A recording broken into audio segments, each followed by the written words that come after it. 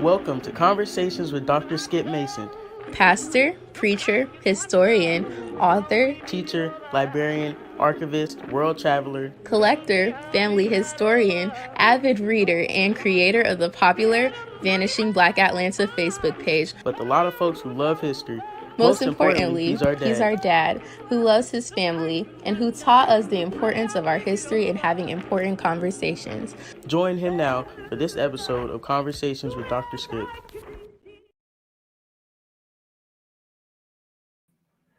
Well, good Sunday afternoon, my brothers and sisters.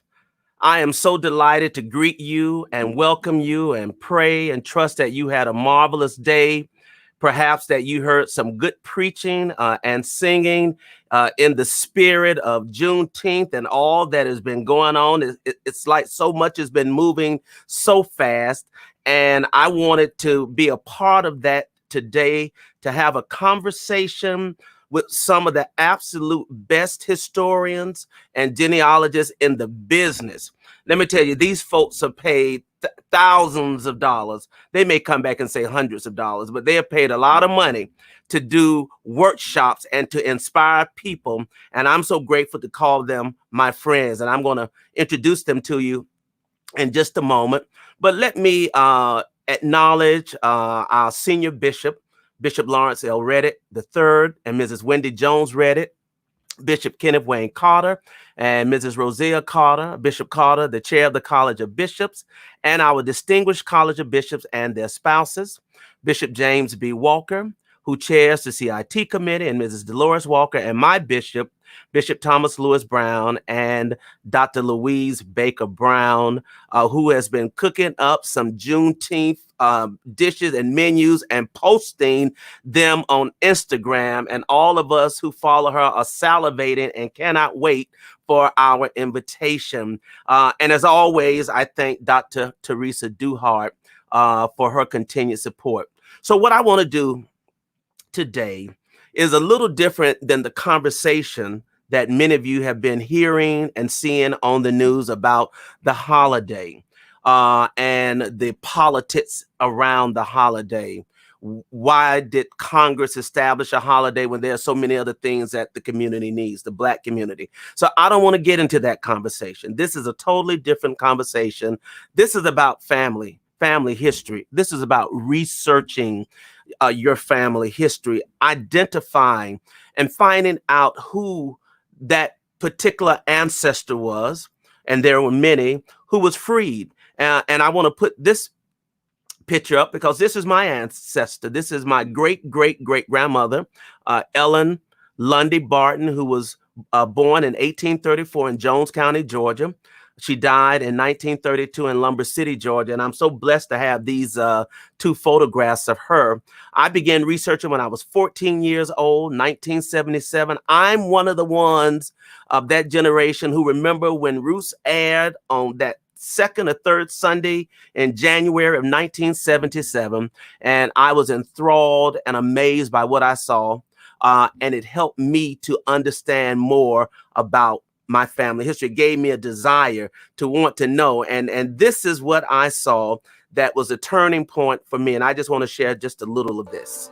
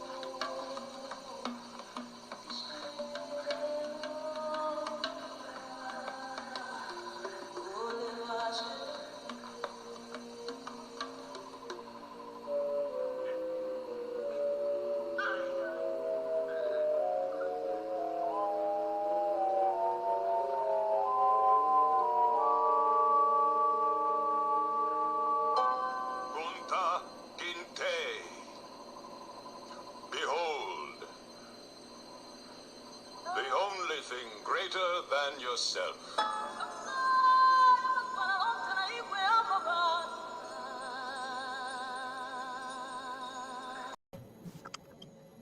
So, in order for me to appreciate Juneteenth and the freeing of our enslaved ancestors, there has to be a starting point. And so this weekend and the week preceding have all led to my reminiscing and going back to the beginning of when I began to do my family history research. I have assembled the best team par excellence. ABC couldn't get this group. Joy Reid could not get this group. Don Lemon could not get all of these together at one time. I have the wonderful Nicka Sewell-Smith, the wonderful Melvin Collier, and True Lewis. Let me introduce them. They are genealogists, historians, bloggers, and authors, and renowned and respected in the field. And all of us are appreciative of the great work that they're doing that they'll talk about. And then I have the great Daniel Black, Omotosho, the barber, who sets Facebook and YouTube ablaze. Used to be Fridays at 6:30 and now it's Sundays at 8 o'clock. He is my friend.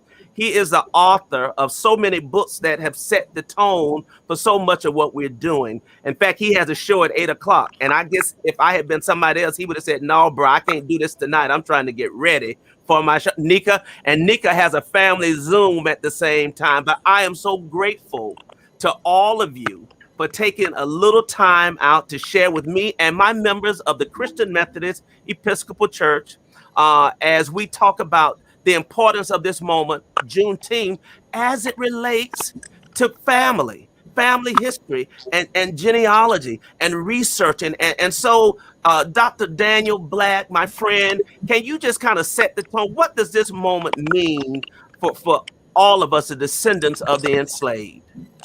I'm checking my sound. Absolutely. Can y'all hear me? Yes, sir. We can hear you. Fantastic. First of all, I'm just honored to be with this esteemed group of folks. I mean, I know Melvin. I have a word to say. I'll let you go first. Oh my God, so amazing. Nicka, how you doing? How you doing, my sister? Yes. Madam Lewis, how you doing? I'm just so thrilled to be here. And there is something I want to say that I think is extremely important for this moment, Brother Skip. And of course, everybody knows Skip Mason. Y'all, Skip Mason is really the Jali. He's the Griot. He's the historian of the people. This man knows the people's history. And that is so critically important in this day and age. And he's a giant. He's a scholar. He's my homeboy. He's my brother. And Brother Skip, I love you, of course. The thing I want to say is this. What most people have never studied, Skip and others, and what historians, very few historians ever even talk about, is how after June 19th, 1865, after the day that we know now as Juneteenth, what very few people ever talk about is what happened in the immediate year or two after slavery.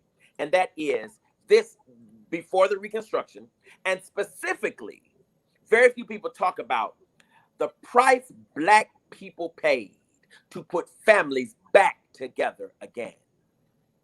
Very few people talk about the ways mothers and fathers, sisters and brothers, aunties and uncles literally walked across this nation, trying to find plantations where their children had been sold to 30 and 40 years prior.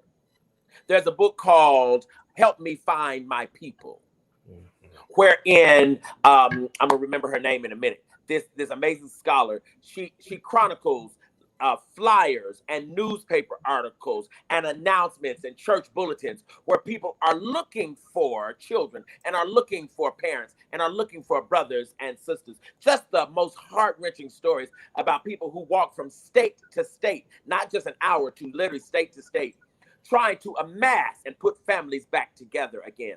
This is important because it would help young people to understand how much Black people have always been committed to the notion of family as an institution.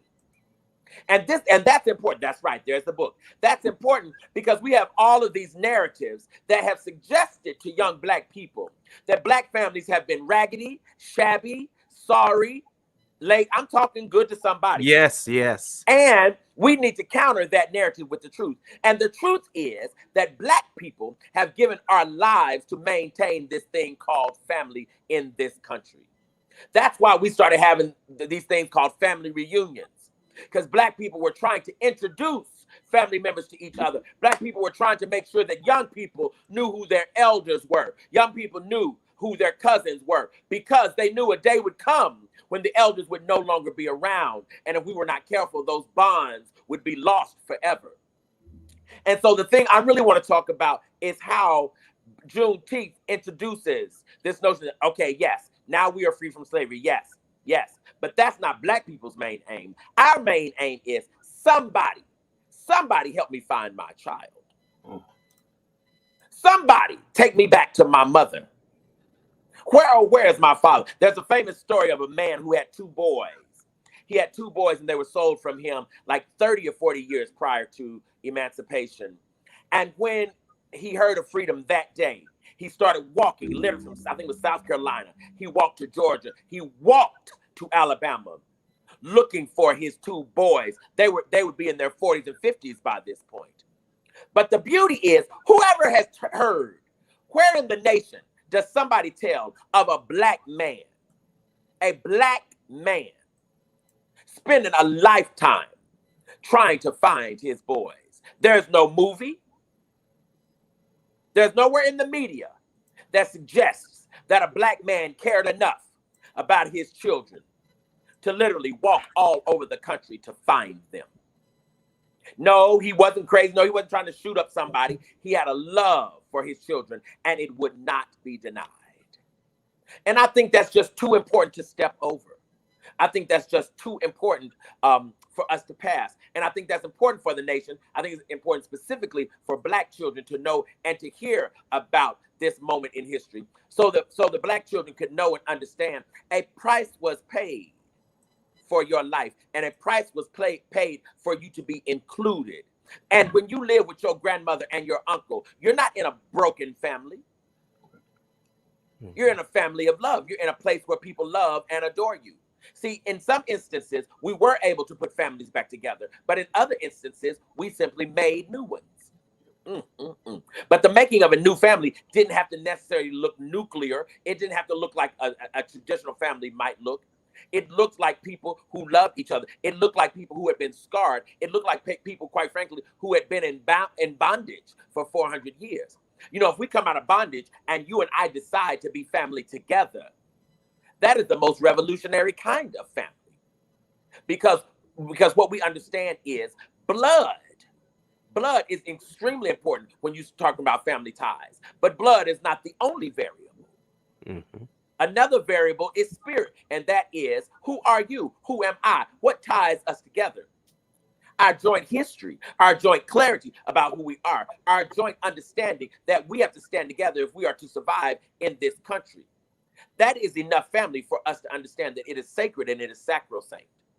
So the last thing that I want to say is, I really hope and pray that we as Black people understand that we didn't just shout because we were free. We shouted because now I could go find my people. Mm-hmm. I could go find this child whom I hadn't seen in 30 years. Black folks didn't just say, well, they were sold away. Oh, well, that is not what happened. That's not what happened. What happened is our ancestors said, if it is my last breath, if I take my last step, it will be in finding my people, in finding my children. And I think there's no greater achievement. I think there's no greater glory. I think there's no greater celebration than for young Black people to know that our ancestors gave their lives. Our ancestors used all of their physical energy after they had chopped cotton for 30 years to come and find us. My goodness.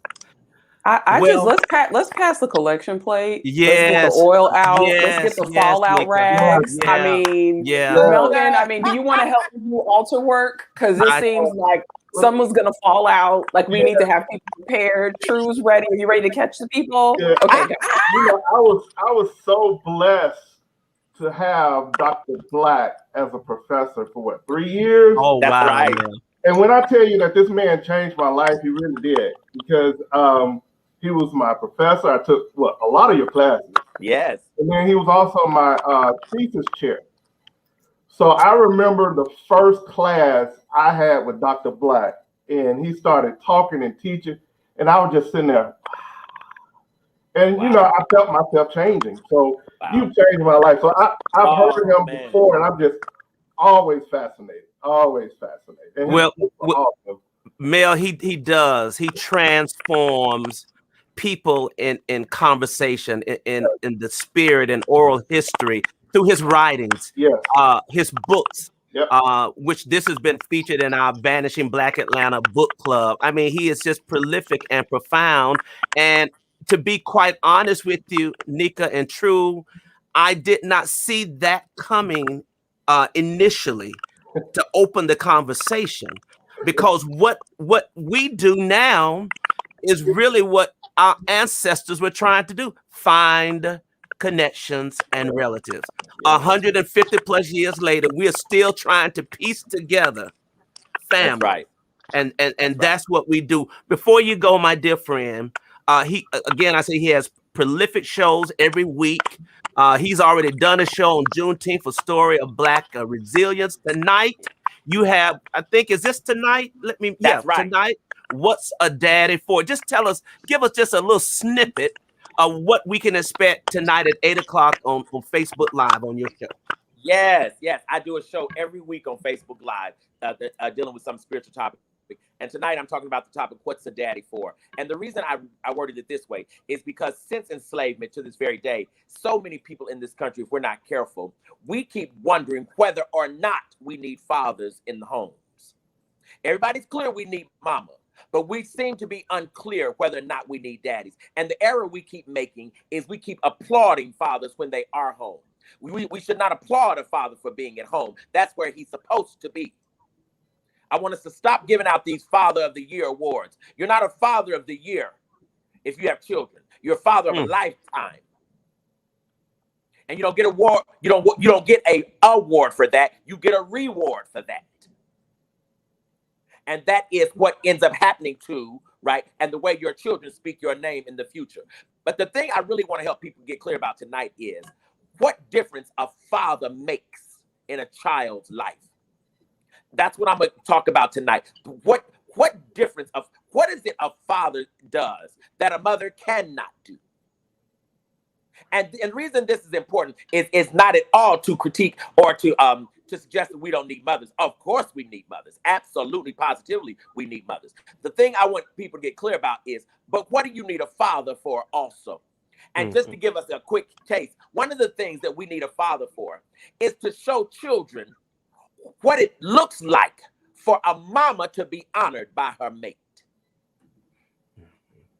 A good father ought to make a child long to be in a relationship when they become grown. A good father is supposed to show children how a woman is supposed to be treated, if it's a heterosexual relationship, how a woman is supposed to be honored, respected, etc. Or if it's a homosexual, it doesn't make any difference. A good father does the same thing, and that is model how you in honesty, how you in maturity, how you in integrity treat a mate so that children would want to be that when they become grown. 8 o'clock tonight on Facebook Live. I'll be there. Yeah, we're gonna work the altar. Do we agree? I think we agree to that. We're gonna work the altar. I love you, sister. Oh my goodness! I almost started shouting, but I'm like, might as well. It's like, start. I was waiting for Skip to look back at the piano player. Play something, play something softly. Look. Yeah. Right. You know, I got the church plans on hold here. Nicka, as we say in the church, it's time to tune up. Tune it up. What you said, yes, right? Right. But Daniel, my friend, I love you dearly. I love you, man. You are just a dear friend. And I thank you for these moments that you've shared. It has really set the foundation for the conversation that I want to have with these remarkable genealogists. Lastly, I cannot have you leave without talking about this book, which is so apropos. I cannot recommend it enough. The Coming.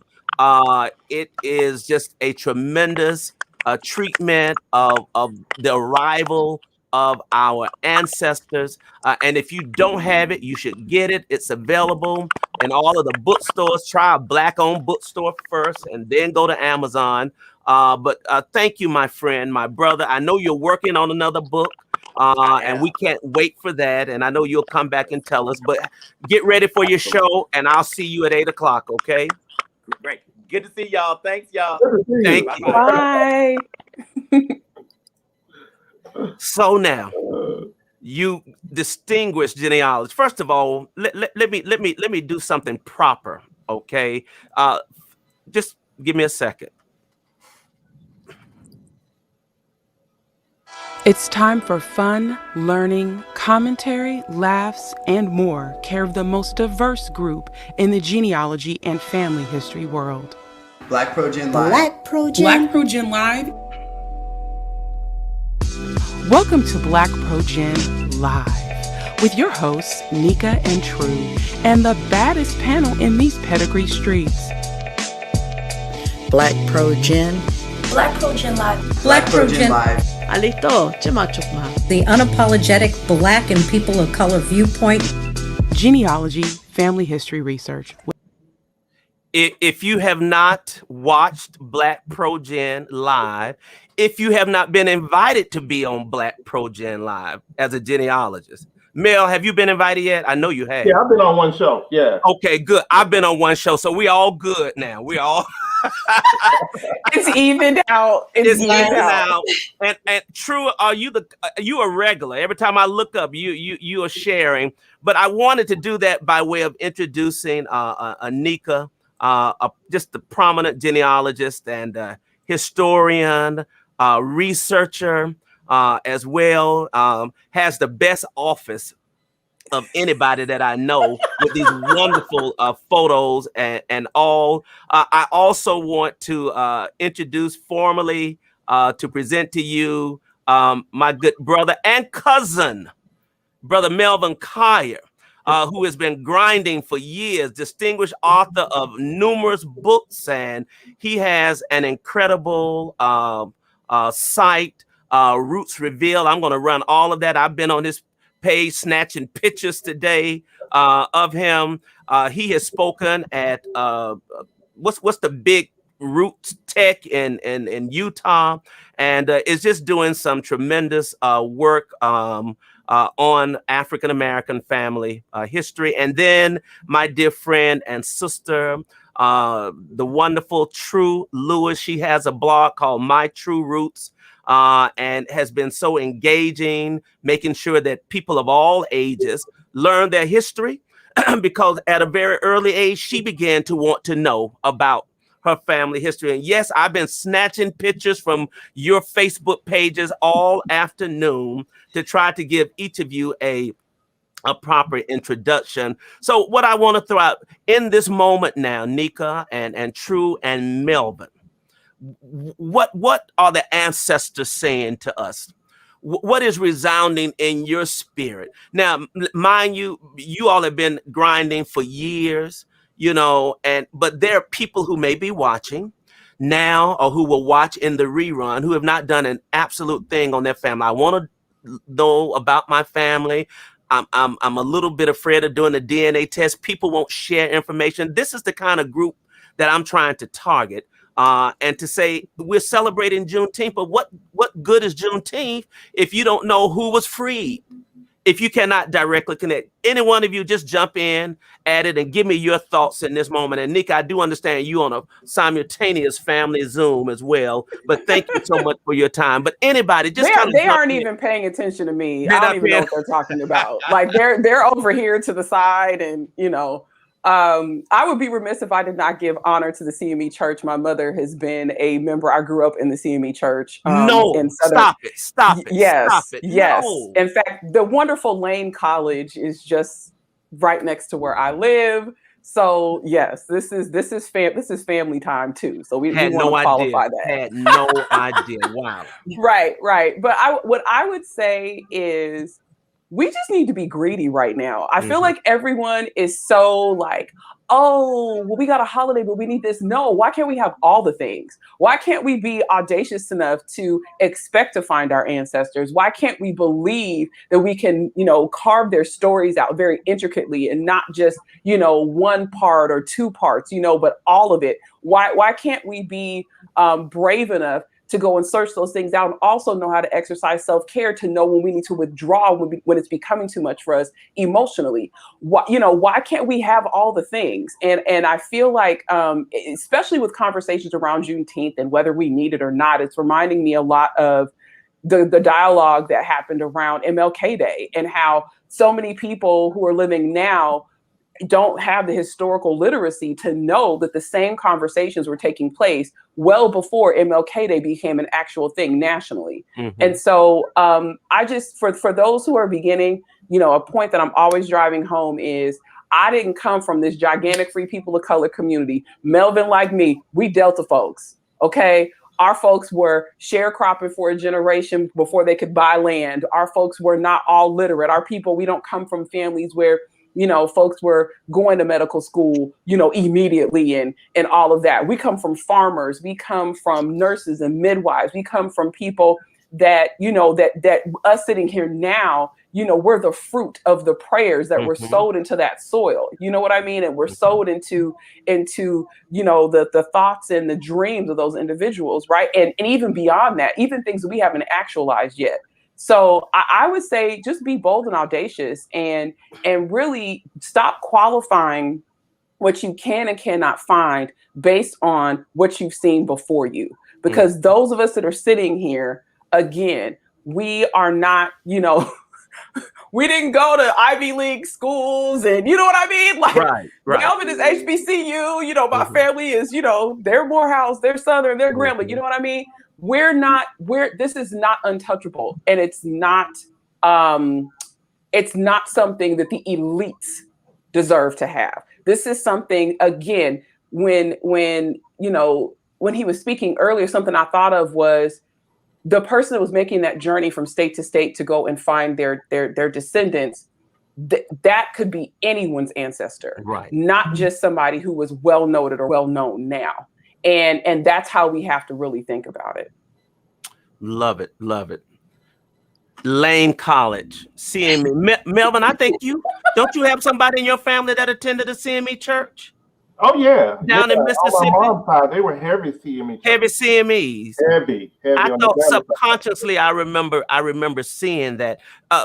Tell us what are your thoughts in this moment? What are the ancestors speaking? What is your spirit saying? What should we be doing, Melvin? Well, it's like this. I mean, all of us, we've been researching for a long time, so we had that personal connection to the ancestors. We always had it. So when it was made a federal holiday, I had mixed emotions. I said, number one, we've been celebrating it. We've been celebrating our ancestors. So this is like, don't make it like we've never, celebrated. Oh my God, we've celebrated in many of ways. And then especially people in Texas. I read a comment the other day from a person in Texas, and I was like amazed. And she said, we've always, as far as I can remember, we've always celebrated Juneteenth. She said, we've actually never celebrated the 4th of July. She said, so I've always known about this all of my life. So I was like, wow, because I didn't know about Juneteenth. I'm gonna be honest, I didn't know about Juneteenth until I started, really getting into the research of my family and all of that. So I've known about Juneteenth for a long time.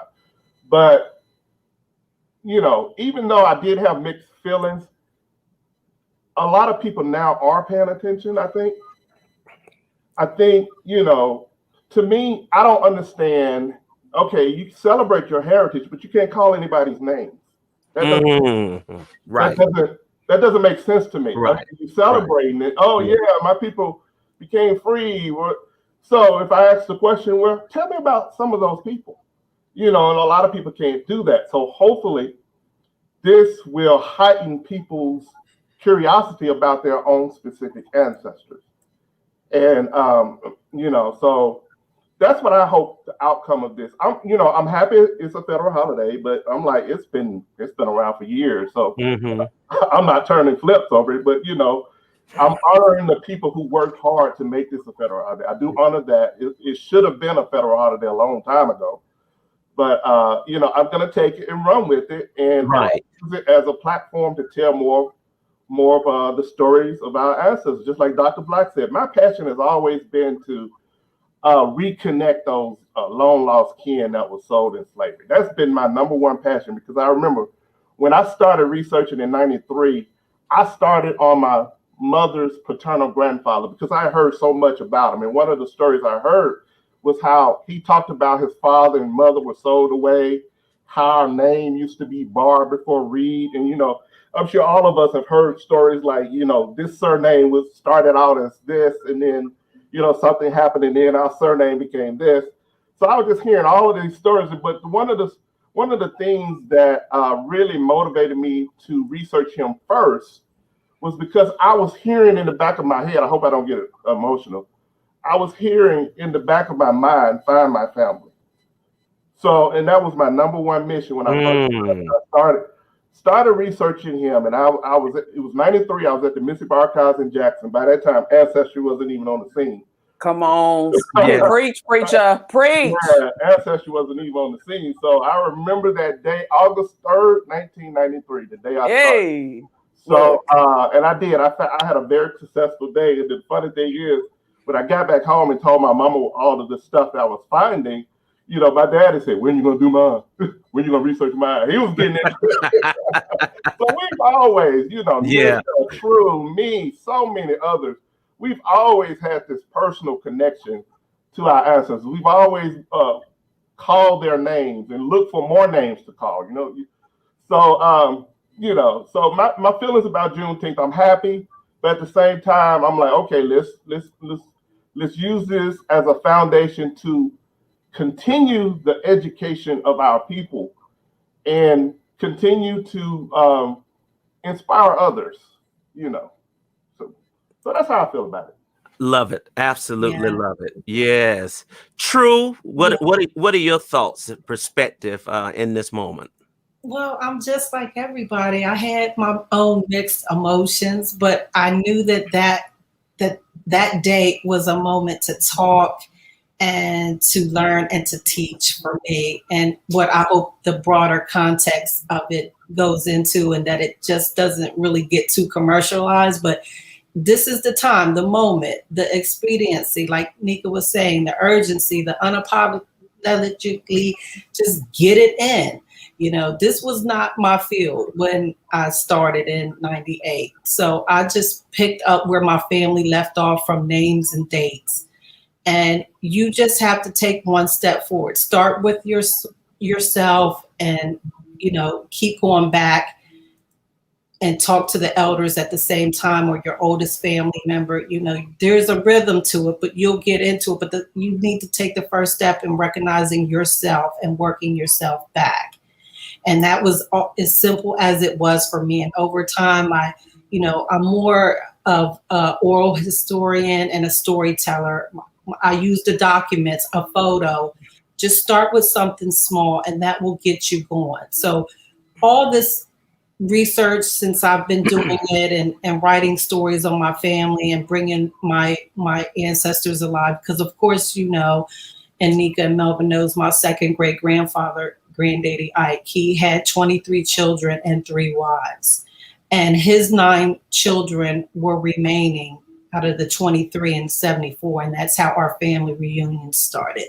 And I didn't come into the picture until 2003. I was raised by someone that was born in 1918 and 1923. And I sat down and asked my parents. I just asked Daddy, who were your parents? And he was talking. And that is how I found out about Granddaddy Ike. Mm-hmm. So, of course, I'm watching Roots at 9, and it was, like Melvin said, it's always in your spirit.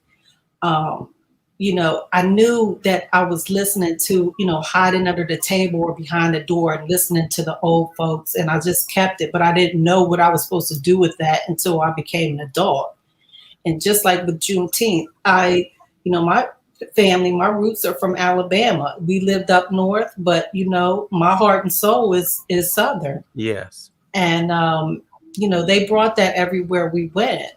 And I just, you know, think this is an all around good thing, but you can find something, like I said, start with yourself, pick something out for your family to do around Juneteenth, whether it's planning a troop, it could be just anything that you can honor your ancestors and start building on that. I love that. Planting a tree, having a conversation, talk about the importance. Yeah. You know, talk and creating these beautiful walls of photos, of pictures of ancestors.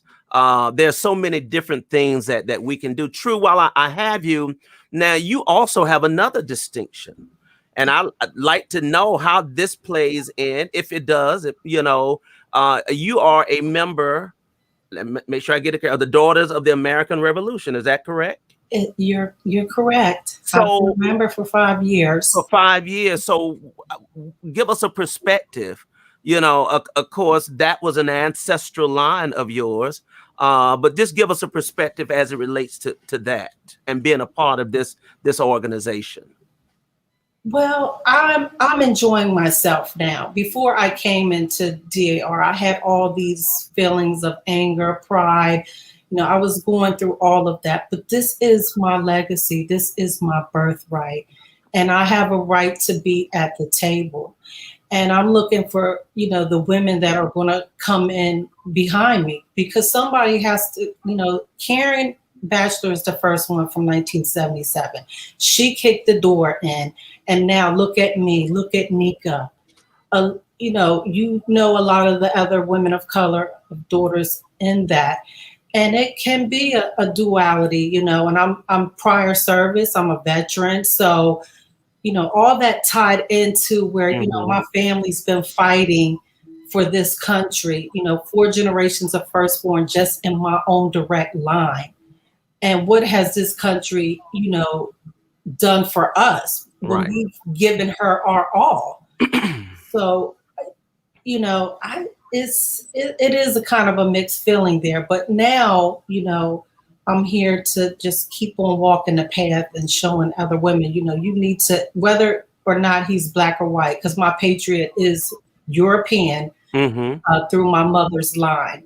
Right. And I still claim him, because even when I'm there with the daughters, and I remember the first time I went to Continental Congress and I see all these women and I'm thinking, you know, there's Native Americans, there's African patriots.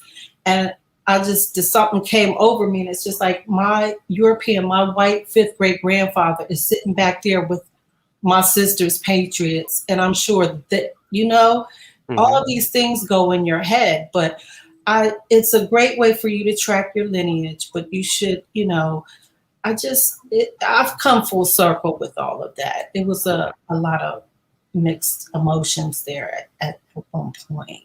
So. But you're certainly at peace with it. I'm at peace with it now, and I can move forward. And it was a great way to document my lineage, because he is still a part of me. Of course. You know? Absolutely. So, you know, in the ministry, it is said that in order to preach, you must be called. Okay. And as one sister would say, and not called on the telephone either. You must be called by a higher spirit. And I would say that indeed, those of us who are family historians have in some sense been called, you know, very special ways. You know, I mentioned I was 14 when I began, and I was just so gung-ho. I wanted to learn everything I could. The pinnacle was meeting Alex Haley.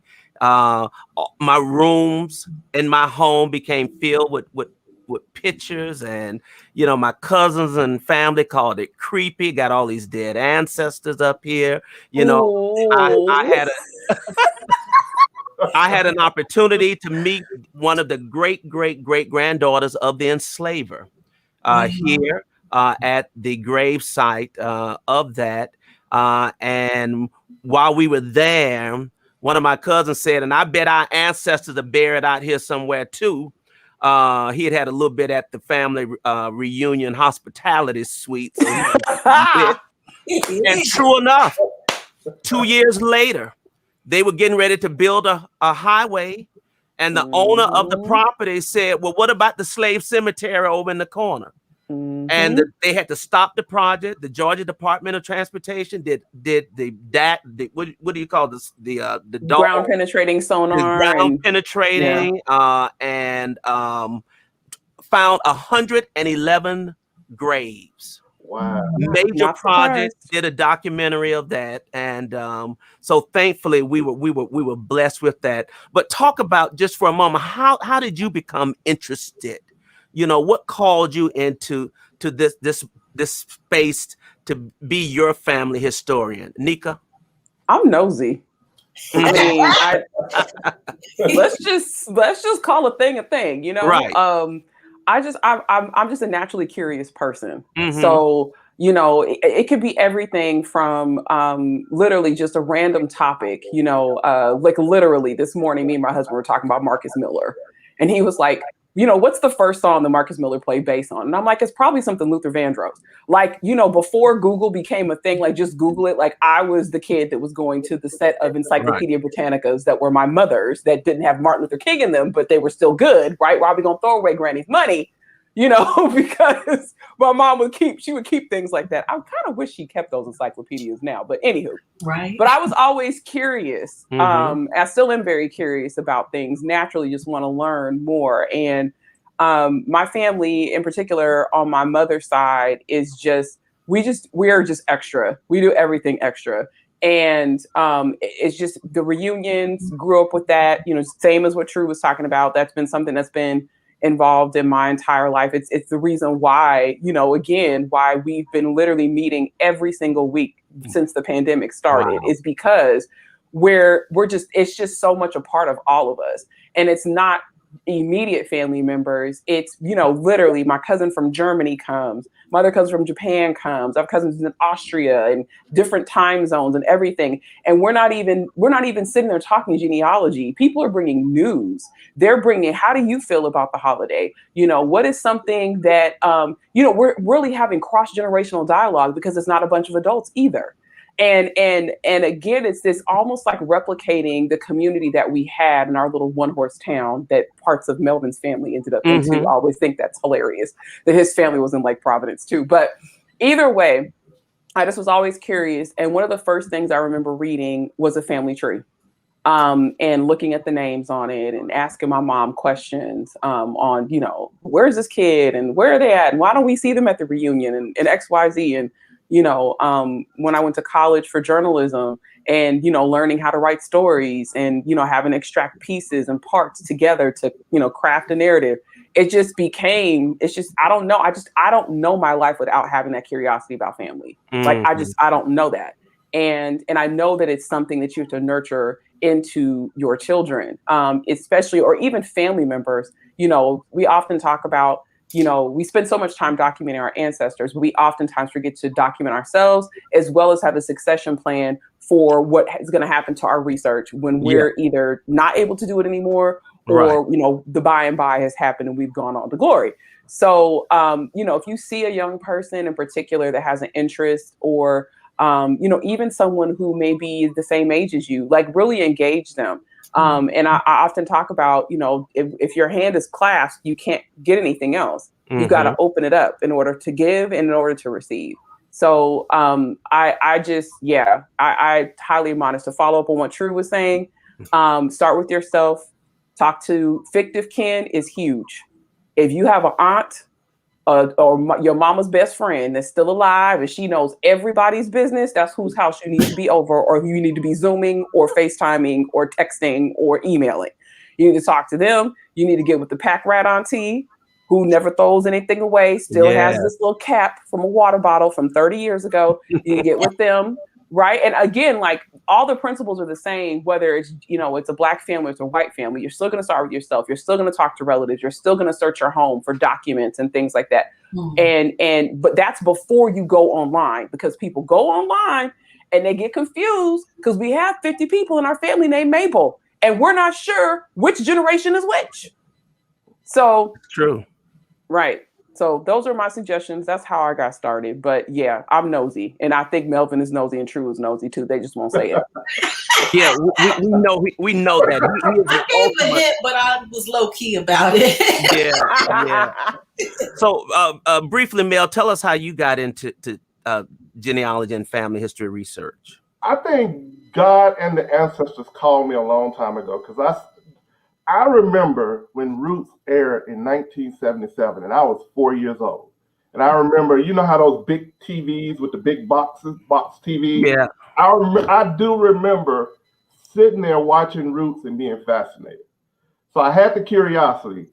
And then I was also blessed, my dad's parents, my dad's mother, we were very close. She was very talkative. And we used to just talk all the time. I used to go fishing with them all the time. So me and Grandma would be sitting there beside, on the fish bank, just talking, and she would tell me a lot of stuff. She even told me today.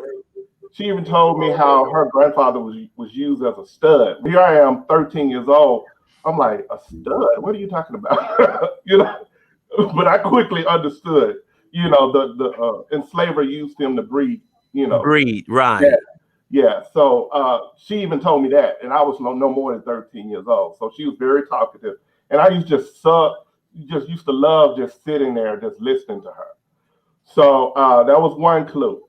But the final clincher was when we took a trip up to Chicago to visit my aunt, my mom's sister, and I stayed with her daughter. And her daughter, my first cousin, and her husband, I stayed at their home.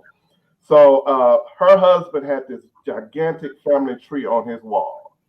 And I was like, whoa, how did you, and he had traced back like 6-7 generations. So he'd been into genealogy a long time too, even before me. So he said, Jamel, that's my middle name. My family called me Jamel. Jamel, you right there in Jackson, Mississippi. I grew up in Canton, which is like 20 miles north of Jackson. He said, you right there at the Mississippi Archives. I kid you not, we arrived back home that Saturday. That Monday morning, I was in the archives, August 3rd, 1993. And, and I've been bitten by then. So I think, like I said, I think it was a calling, because I've always had this interest. Because if I didn't have a calling, I wouldn't have sat there as a 4-year-old boy, fascinated by watching. Sure. And I used to ask my mom and dad questions all the time. See, I was the type, my mom would talk about their families all the time, because one of the things too that heightened my interest in my family, because my hometown, Canton, Mississippi, was not my parents' hometown. Okay. So I grew up in a small town in Mississippi, but we didn't have extended kin around. So I was always curious about my own kin, because a funny thing is my mama used to always tell me, don't be going to school talking about another person, because somebody's going to beat you up because you're talking about their cousin. So just be quiet. Don't say nothing about nobody, because everybody in this town can. So don't. So, but I used to ask the question, well, I want to be around my kinfolk too. I want to learn more about them too. But and I did, because my parents always, on both sides, they always went back to their hometowns once a year or twice a year, like for homecoming day at my mom's church. And I used to love that. Third Sunday in May, me, my mom, my sister, and sometimes my dad, we would just hop in the car and drive up to San Antonio, Mississippi for homecoming day. And I would walk in that church, and I'm like, golly, Mom, everybody look like you. So it was just, just that I was just thirsty for that history too. Right. So, and just to see the faces of all these people that were kin and double kin to my mother, I knew I had history, and I wanted to uncover that history.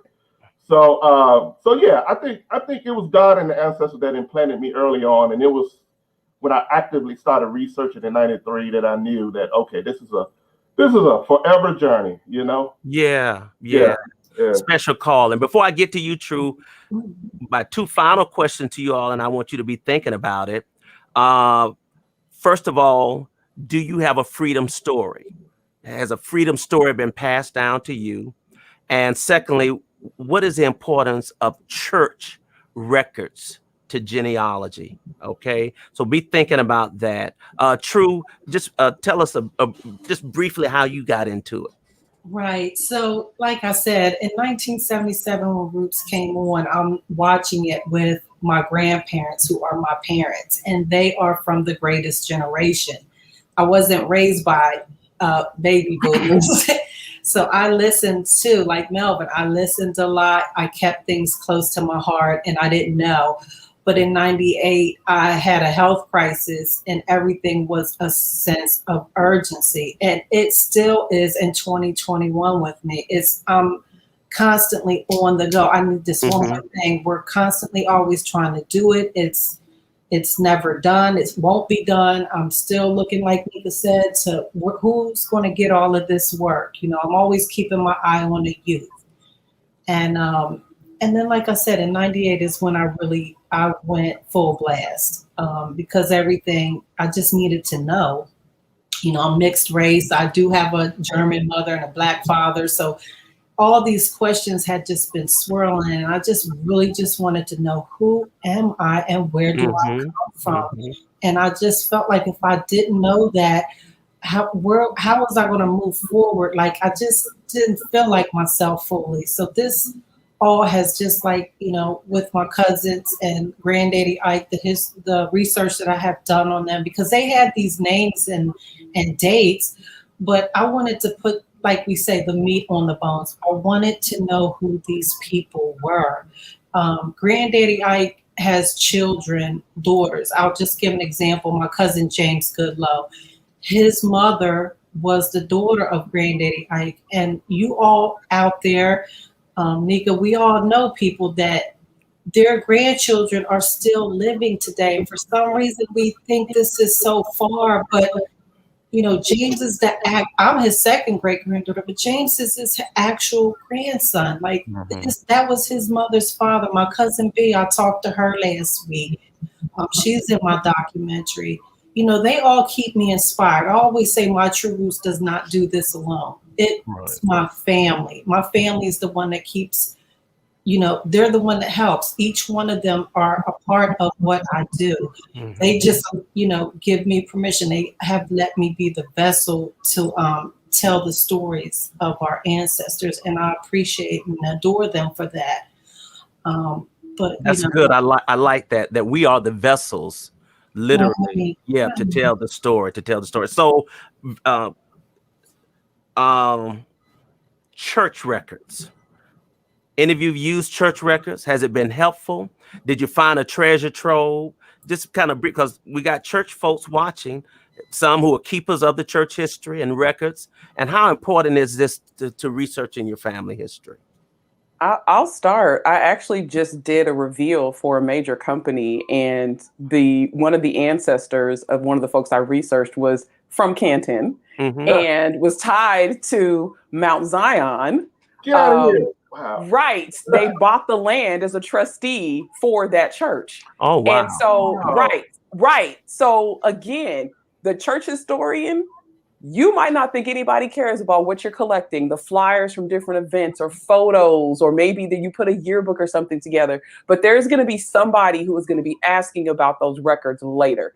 Even more so if you have a cemetery attached to your church, because there are so many of us who've been buried without headstones. And the only way we would even know that someone is buried at that cemetery is if the church that maintains the cemetery keeps a ledger, or even the mortuaries keep a ledger, or even the death certificate of the individual. It's a whole lot of layers. So I would say, as genealogists, the cemetery, even minutes, right? The founders, who's on the cornerstone, maybe fleshing that information out about how those people were connected. Were they family? Were they fictive kin? Were they all enslaved together? What about the history of the land that the church sits on?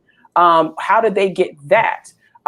Even again, just what events happened, like, we have to also qualify more recent history. The civil rights movement does not happen without the Black church. That was a central part of it. And so when you're going back to look at when meetings were held and who was there and who the speakers were, just a little bill that they had typed up, right, of who was supposed to come, right? That's been incredible in my own family. Just charting when people in my family that were in the movement spoke at a respective church, or spoke at a respective gathering. It's such a central part of our lives and our ancestors' lives, and the history that is being gathered now. We always have to remember that we're making history as we're searching it. Yeah, you're right. Church records. Anyone else? Yes, for me specifically, it has helped with some slave ancestry research. And I wish a lot more people would pay attention to those records, because a lot of times those enslavers and what have you, you know, they were members of a church, and sometimes, you know, 2 or 3 of their enslaved, you know, went to church with them or were forced to go to church with them. But nonetheless, you'll be surprised, because one of my my great-great-grandfather's first enslaver was a reverend of the Presbyterian Church there in Abbeville, South Carolina. Oh, wow. And also I had an instance where another enslaved ancestor, I found out that her enslaver was, I think he was a deacon. He was never a pastor. So, you know, I learned what church he, you know, attended, and just ordered the microfilm from Furman University, and I think it's in Greenville, South Carolina. And lo and behold, my ancestors were documented enslaved members of that church. Oh, wow. So, but yeah, like the instance where I just mentioned about that church in Abbeville, I had a search angel. He was a member of the Abbeville Historical Society. So he had been, you know, helping me along with finding records that are there in Abbeville. So I was telling him about Reverend Barr. And he, you know, he was very well known within that church. He was one of the early ministers. So this search angel, John Blythe, who I'm forever grateful, he lived right around the corner from the church. He said, Melvin, that church is not that far from me, but I'm gonna make a visit. He made a visit, and I got an email from him, I think 2 days later. He's like, Melvin, I found a lot of church records dating back to, I think, 1840s up until 1860 something. And it had tons of information about their enslaved members, baptisms, you know, even some of the baptisms had a child of Emily, you know, who was a servant of this, and the father's name, and Harold, servant of this. They had those type of, you know, records in that church of the, you know, of the slave children that was born, you know, to the enslaved members. Wow. So I found my ancestors' name all in there. Even like Nicka said, the church minutes, they had minutes in there where it documented how, you know, how some of these people were, you know, migrating. You know, they, you know, it was like they were applying for another membership of another church, and they had to get some type of letter or something from the, you know, their former church, you know, for membership to this new church. And, you know, it would tell, you know, so-and-so had joined, you know, Mount Zion Presbyterian Church in Pontotoc, Mississippi, you know, and I'm like, wow, you know, so in a way it was documenting some of their migration, because, you know, they wanted letters of dismissal. So, church records can be a gold mine. You know, everybody may not find them, but they still should do a search to make sure that, you know, that's an avenue that they've covered, because I've had success with it. I'm sure a lot of people have had success with it. So yeah, definitely put that, you know, on your checklist, research church records. Absolutely. Absolutely. Can I add something too? Sure. Now that he was mentioning that, with my ancestry in the Cherokee Nation, some of the earliest recorded accounts are diaries from Moravian missionaries. Really? And it was a book set. You know, when you're at the in Salt Lake City, I was just browsing. I was like, "What's this?" And I'm looking. I said, "Moravian Church," and I pulled open, and almost every entry mentions an enslaved person of the Cherokee Nation. Wow. And this is pre-removal. This is pre-Trail of Tears. So this is pre-1830s. And it's, you know, by one of the largest slaveholders. And I'm like, oh my gosh, I had never heard anyone mention these missionaries. And same thing for American Board of Foreign Missions. That collection is at Harvard University. So if there were missionaries in the community, they would be doing reports back, and those records can potentially mention enslaved people. So I just wanted to put that out there. That's good. Very good to know. Very good to know. Yes, indeed. True church record, or a story about a ancestor who was freed? Well, I'll start with the church records because we Baptists up in here. Yeah. CME folks. But Granddaddy Ike, he went along with some other men in the community, like his son-in-law and all of them. Because our church is still family church that he helped build in Bullitt County and Midway is still there. And it's over 100 or close to 140 years now.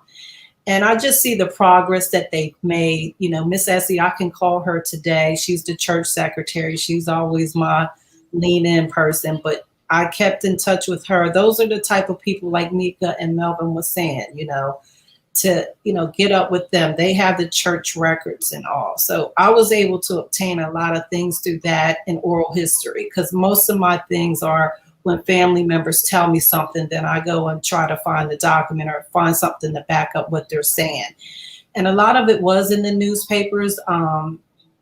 There were white editors in 1866, but the newspaper is still running today. Where in that same county. So that was backing up a lot of what the records were saying. So that's my thing about that. That's good. Yeah. He was a churchman and he was a deacon and he was a chaplain in the the Masonic chapter there. And the one story my family loves to tell is about when the slave owner was beating on Granddaddy Ike's sister Belle, that he told him if he hit her one more time, he was going to kill him. And he never did hit Belle again. And this is one of his sisters that went over in Georgia. So I recently found her a couple of months ago. So I'm still trying to, flesh out that line. But right. What's a lot of the things you think, they might be telling a tale, but there's a grain of truth to that. Yeah. Well, let's end, and you've been so gracious with your time, with a story that you may have heard or may have been passed down to you that certainly has particular relevance because of the recent holiday. And I know some of you have posted as such. One of our bishops, the 44th bishop of the CME Church, Bishop Othel Lakey, who's from Louisiana, posted a beautiful post based on oral history passed down about the day they received the announcement. And so those stories are out there. You got to dig to find them. Hopefully some are still out there. I know 20, 30 years ago, we had people who had recalled those stories. But yeah, just share, briefly, we have about 7 or 8 more minutes left. But share a story that you may have heard that was passed down that you find significant. Well, I don't have any the day freedom came stories, but I have what I have found as a result.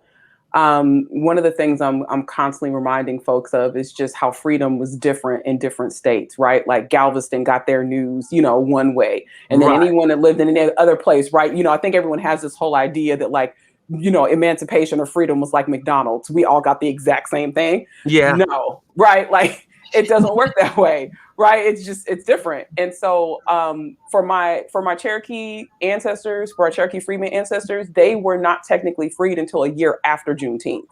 And I'm always reminding people that it looks different everywhere. So for them, they're enlisting in the United States Colored Troops and the Indian Home Guards to ensure their freedom. They are, making sure that the nations are adhering to the treaties that give them citizenship and rights and things to own land and all the other kind of stuff. And they're seeing that through so that I can get to the point where I'm a citizen today and my family members are a citizen today. And so, especially when you're talking about the Cherokee freedmen, or even freedmen of the 5 tribes, and how, some of them were taken out of the Indian Territory into states like Kansas or Texas, right? And then come back.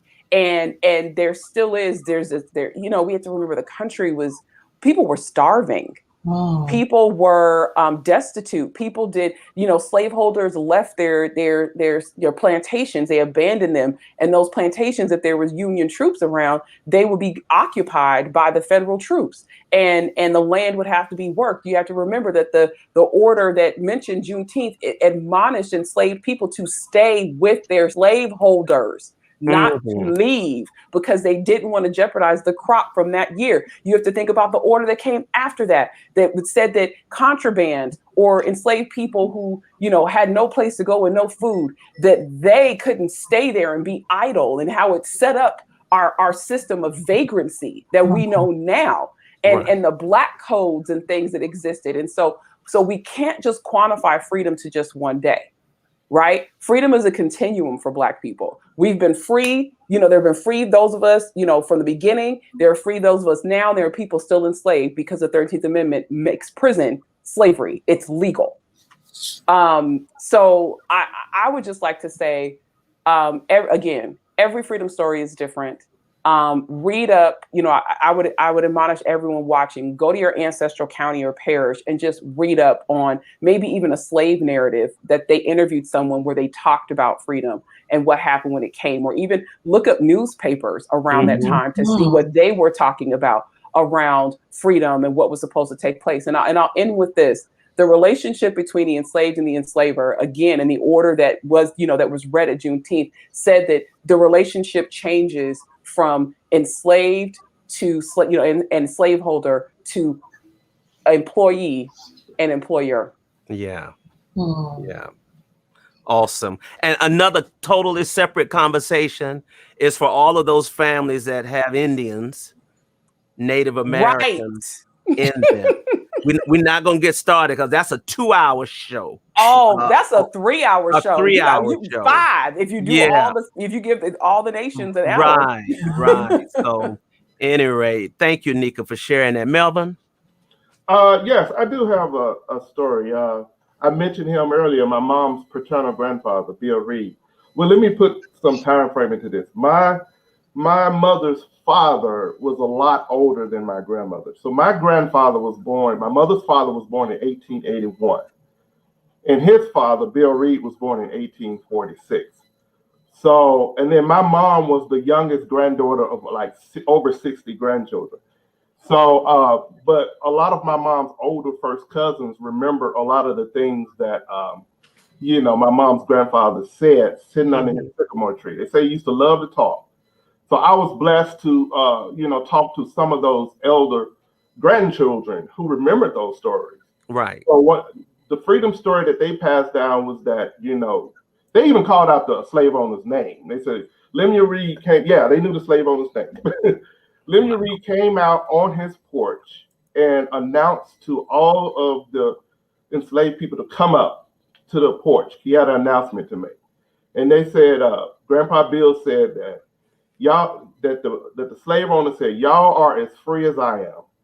And then, but he urged them to stay just for a little bit to help him bring in the crop. So they stayed, for a few more months.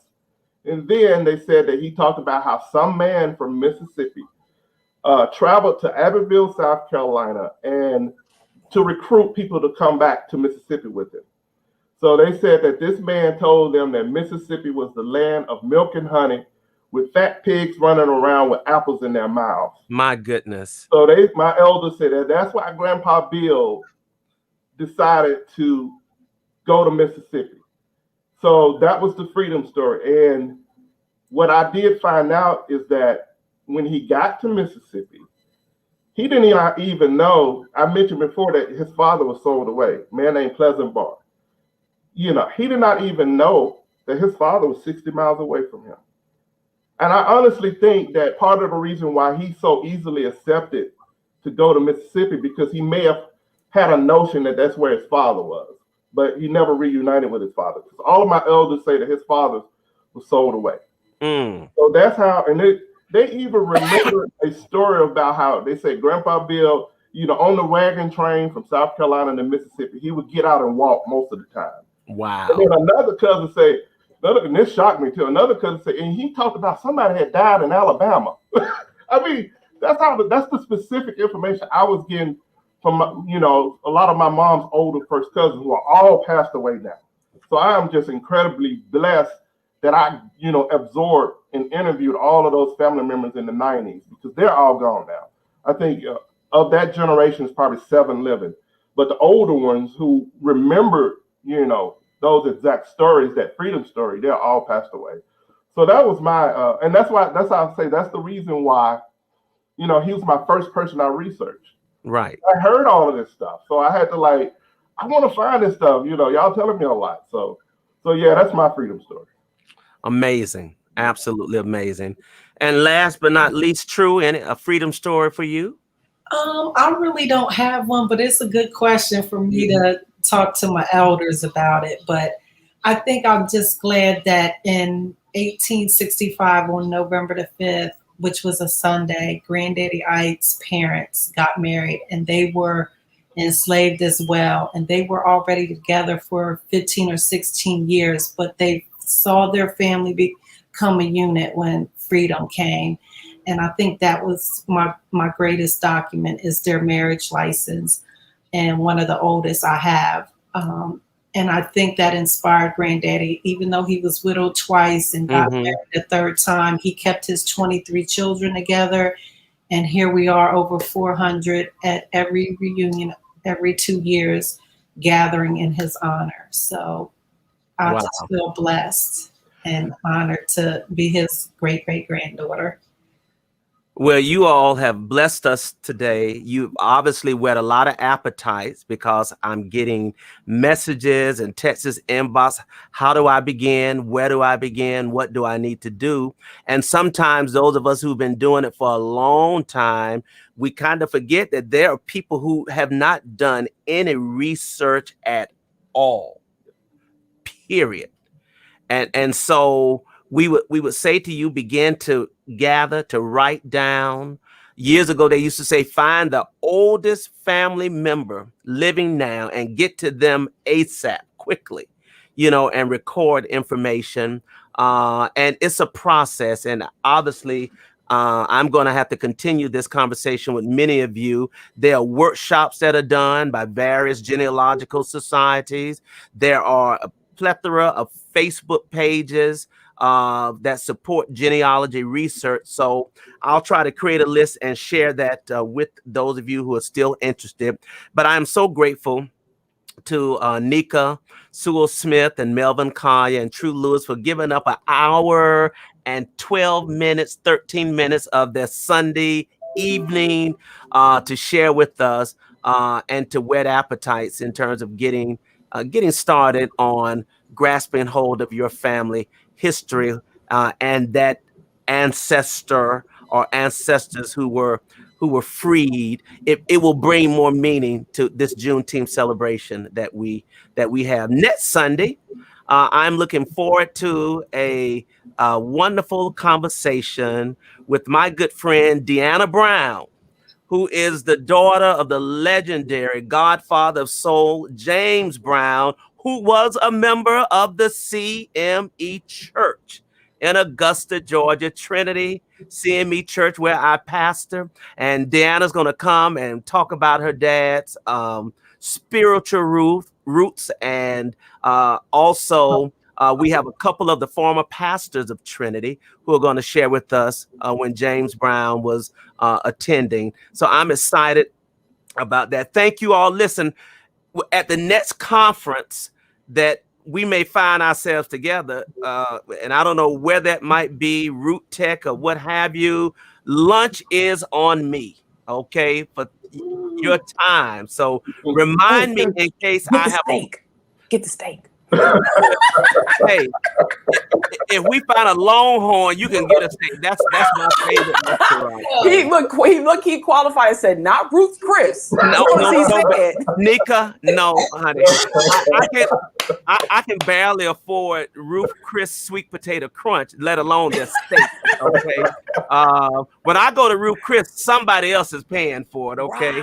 Right. We thank you. This has been an important time for us to get back to our roots, to research it. I'm grateful to all of you. And I want to close out with a scene that in Roots at the age of 14. Melvin, I got 10 years on you, my friend. You were 4 and I was 14 at the time. And I remember going to the archives, the Georgia archives in Atlanta, being surrounded by all these little old white ladies trying to solidify their connection to the DAR or true. And they saw this teenage black boy in there, but they gave me the absolute best advice. It's like they just adopted me as their own.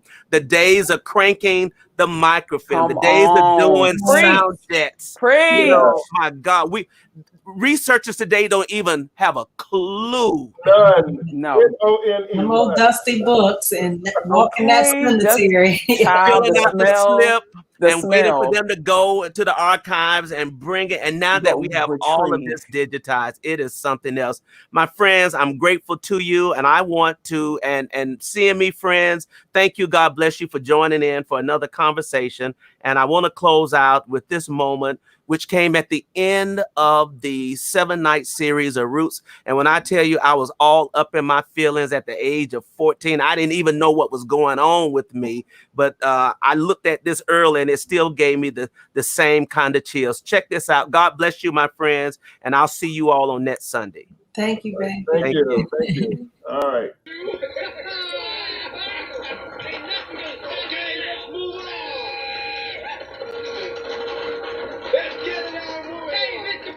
You be sure to thank the stranger for these new mules. You never could have made it without them.